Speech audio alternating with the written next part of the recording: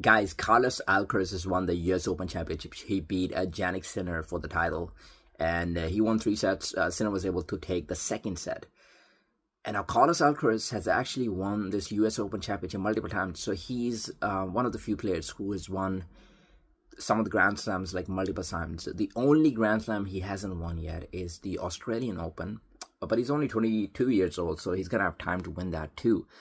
And if you look at all the Grand Slams of the year, the first one actually, Australian Open, Janik Sinner won the Australian Open, and then Carlos Alcaraz won the French Open, and then Janik Sinner won the Wimbledon, and then Carlos Alcaraz, he won the US Open. So I mean, this is the trend we're seeing. Last year it was a little bit different, but they both won 2 Grand Slams each.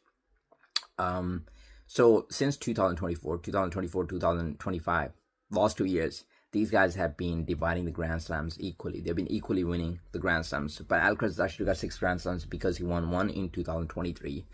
I think he won Wimbledon in 2023. And then he won something else in the year before that. So he won 1 Grand Slam in 2022 as well.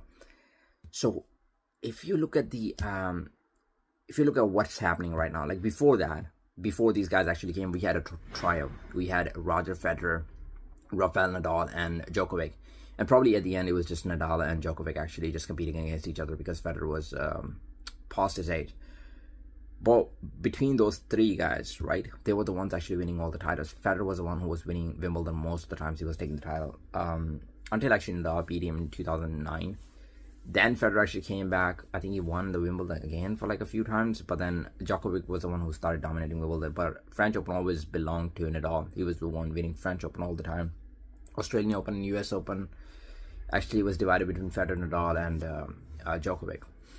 So are we gonna see the same sort of trend again? I mean, these guys are pretty much evenly winning all the Grand Slams. So I don't think they are like an expert or like a specialist in one specific Grand Slam. Like they're not a master of like grass court or clay court. But I can see if they keep winning at the same rate, do you see 2 legends just making the history? And maybe better than the ones that we had previously. So these guys are like 22, 24 years old. Imagine if they win 2 Grand Slam each for the next 10 years. Sinner would be 30. Sinner is 24. Sinner would be 34. And Carlos Alcaraz would be 32. So by the time these guys are 32, 34, even if they retired at that age, they would have 10. They would have... in 10 years, they would have 20 Grand Slams more. So they already have 6 and 4 Grand Slams. So they would be 24, 26 Grand Slams. Wouldn't that be crazy?